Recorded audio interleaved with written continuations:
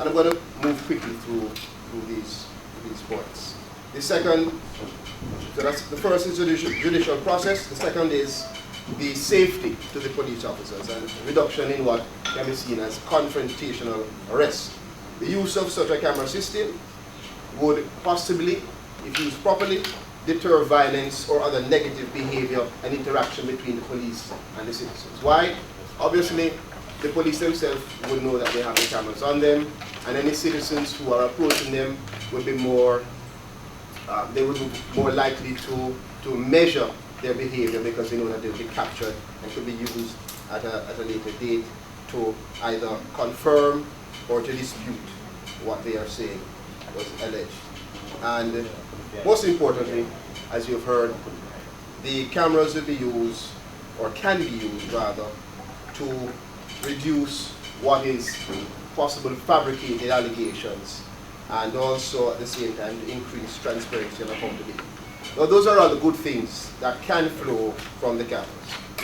And there are many examples of jurisdictions across the United States, across the United Kingdom, even in our own region. Trinidad last year was discussing the use of these cameras. So we know, bottom line, that there is a lot of benefit that comes from it, that can flow from it. Most importantly, though, is for us to ask some very critical questions. Now, all of that is well and good. The cameras can be used. Cameras have great potential. But in order for the potential to be realized and unlocked, there are certain guidelines and a policy framework that must be implemented. Otherwise, it will be a grand waste of taxpayers' funds. Grand waste.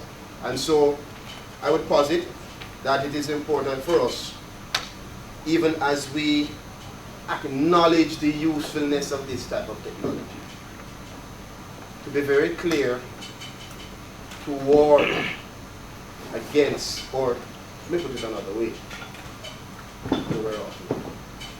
I would not support the use or the wearing of these cameras if it is not accompanied by the necessary policy frameworks, guidelines, and discussions that will educate the police, educate the society, so that it will be effective.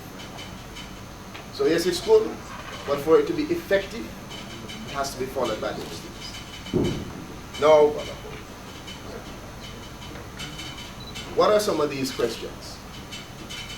And it's a very complex policies that would have to be put in place. Some of the questions that would have to be answered so that we could more better develop positions, such as who is the consultant that Mr. Bunting referred to that will be guiding the government in this process. So we can do some investigations, evaluate the person's qualifications. How will the cameras be monitored? How will the video footage be captured? Who will monitor the cameras? Is it going to be Indico? Not Indico? Is it going to be a department of the police force? What is the budget? How do we eliminate any possible manipulation of the video footage?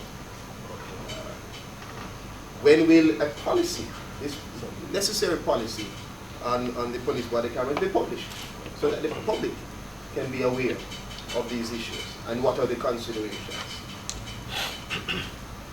Will the public have access to this video footage after it is captured? Will the public be able to protect themselves in issues of privacy rights that might arise from video footage that is captured inside their homes, which has nothing to do and not relevant to any case? Will the officers have the benefit of this video footage prior to writing their own statements? And I can say that as a former criminal prosecutor, these are going to be considerations that will come up in court. Is there going to be a test phase? Has that been proposed? How many officers will be involved? Which officers? In all of the research that I've done, besides all of the benefits, the main concerns that we've seen across the jurisdictions is the capacity for the officers to manipulate And also, very critical, Mayor Bloomberg in New York corroborated what has been said here in Jamaica, that these cameras are useful, but they are not a solution to crime. They are not a solution. It is an aid.